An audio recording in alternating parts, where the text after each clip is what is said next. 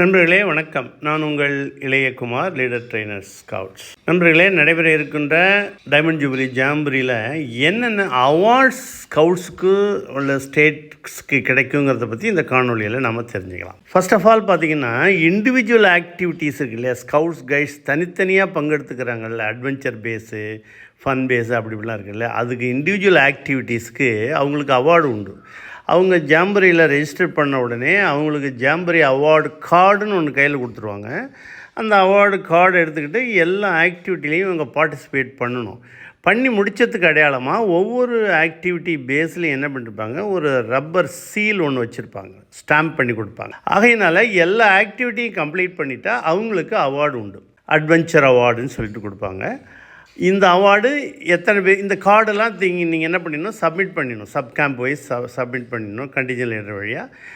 யாரெல்லாம் எல்லா ஆக்டிவிட்டியும் முடிச்சிருக்கிறாங்களோ அவங்களுக்கு அந்த அட்வென்ச்சர் அவார்டு கொடுப்பாங்க. யார்கிட்ட கொடுத்துருவாங்கன்னா, சப் கேம்பில் இருக்கக்கூடிய கண்டிஜன் லீடர்கிட்ட கொடுத்துருவாங்க. அவங்க மூலயமா ஸ்கவுட்ஸ் கைட்ஸ்க்கு இண்டிவிஜுவலாக வந்துடும். இது இண்டிவிஜுவல் ஆக்டிவிட்டிக்கான அவார்டுங்க நம்பர் 1. அடுத்தது குரூப் ஆக்டிவிட்டின்னு பார்த்தீங்கன்னா, இது ஸ்டேட்டுக்கு கிடைக்கக்கூடிய அவார்டுங்க. இது என்ன கொடுப்பாங்கன்னா, கிரேட் சர்டிஃபிகேட்ஸ் அண்ட் பெனன்ஸ்ன்னு சொல்கிறாங்க. அதாவது சர்டிஃபிகேட் கொடுப்பாங்க, நினைவு பரிசு ஒன்று, ஷீல்டாவோ ஏதோ கேடய மாதிரி ஏதோ ஒன்று கொடுக்கலாம். இது ஸ்டேட்டுக்கானது. இது ஸ்கவுட் விங்க்கு தனி, கைடு விங்க்கு தனியாக கொடுப்பாங்க. இது எப்படி கொடுப்பாங்க, கிரேடு கொடுப்பாங்க. A grade, B grade, C grade அப்படின்னு கொடுப்பாங்க. எடுத்துருக்கக்கூடிய பாயிண்ட்ஸுக்கு தகுந்த மாதிரி கொடுப்பாங்க. ஸ்கவுட்டுக்கு தனியாக கிடைக்கும், கைடுக்கு தனியாக கிடைக்கும்.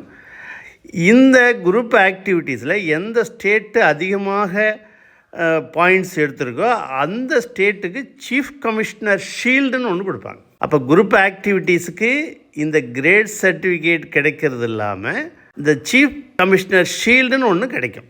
இது 2வது வகையான அவார்டுன்னு வைத்துங்களேன். 3வது வகையான அவார்டு பார்த்திங்கன்னா, இந்த ஜாயின்ட் குரூப் ஆக்டிவிட்டீஸ் இருக்குல்ல, ஸ்கவுட்டு கைடு சேர்ந்து பண்ணிக்கிற மாதிரி, பேஜன் ஷோ, இந்த கலர் பார்ட்டி, இதை மாதிரி ஜாயின்ட் குரூப் ஆக்டிவிட்டீஸ் இருக்குல்ல, இதில் எந்த ஸ்டேட்டு அதிகமான பாயிண்ட்ஸ் எடுத்திருக்கோ அதிகமான பாயிண்ட்ஸ் எடுத்துக்கூடிய ஸ்டேட்டுக்கு chief national commissioner flag and ஷீல்டுன்னு ஒன்று கொடுக்குறாங்க. அப்போ ஸ்டேட்டுக்கு 2 விதமான அவார்டு கிடைக்குது. இது ஸ்கவுட்டுக்கு தனியாக, கைடுக்கு தனியாக கிடைக்கும். இண்டிவிஜுவல் அவார்டு தனியாக கிடைக்கும். ஆகையினால் வெறுமனே மகிழ்ச்சிக்காக மட்டும் இல்லாமல் போட்டிகளும் இருக்கிறது, அதற்கான விருதுகளும் அவார்ட்ஸும் இந்த ஜாம்பரியில் நடைபெற இருக்கிறது.